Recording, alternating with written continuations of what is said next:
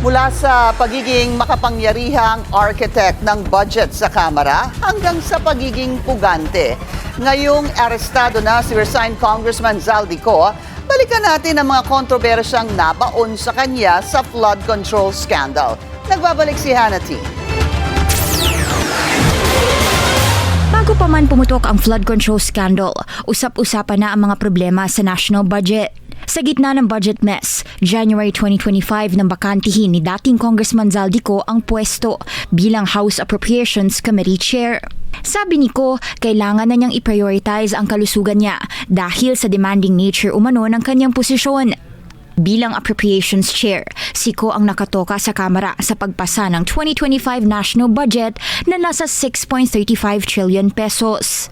Kinwestiyon na rin noon ang allocation ng pondo dahil mas mataas ang funding ng public works sector kaysa sa education, taliwas sa mandato sa konstitusyon.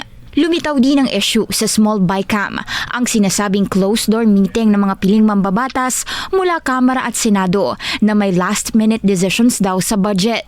Sa gitna ng taon, lalo pang umingay ang issue sa budget nang unang ibinalita ng BNC ang listahan ng umano'y insertions. July 2025 nang umalis ng Pilipinas si Ko para sa medical check-up umano.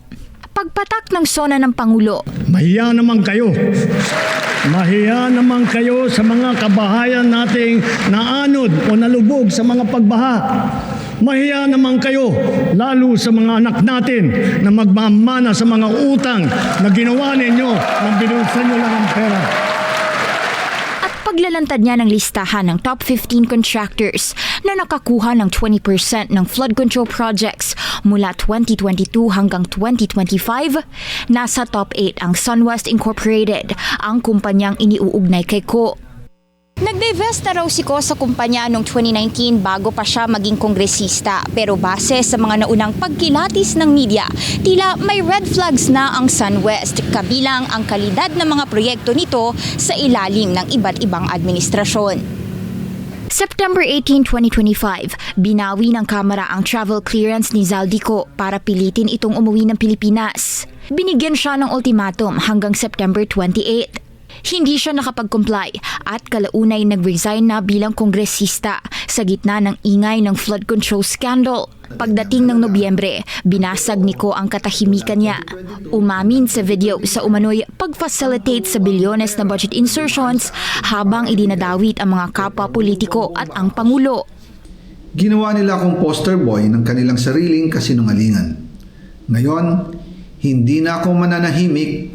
Ilalabas ko ang lahat ng katotohanan. May resibo, may ebidensya, at may pangalan. Matapos yan ang paglitaw sa mga Senate investigation na tumanggap daw si Ko ng cash deliveries kaugnay ng government projects. Ilang araw matapos ang mga paratang ni Ko, naghain ng graft and malversation charges ang Office of the Ombudsman laban sa kanya, kaugnay ng 289 million peso flood control project sa Nauhan Oriental, Mindoro. Naglabas ang Sandigan Bayan ng arrest warrant at whole departure order laban kay Ko. Sinubukan pang maghain ng warrant sa tahanan ni Ko sa Taguig, pero wala siya roon. Dineklara na siyang pugante o fugitive from justice pagsapit ng Disyembre. Nagpatuloy pa ang mas pinaigting na manhunt sa dating kongresista sa kabila ng mga naglitawang report sa kanyang appearances sa Portugal, Sweden at iba pang mga bansa. Pagdating ng April 16, kinumpirma mismo ni Pangulong Bongbong Marcos na arestado na si Ko sa Prague matapos i-intercept ng Czech authorities dahil sa pagpasok sa bansa ng walang sapat na travel documents. Nasa kustodiya na siya ng mga otoridad habang nakikipag-ugnayan ang Philippine officials sa kanyang pagbabalik sa bansa. Para sa Agenda, Hannah T, Billionaire News Channel. Mag-follow sa aming mga social media accounts at mag-subscribe sa aming YouTube channel para sa pinakahuli at eksklusibong mga balita.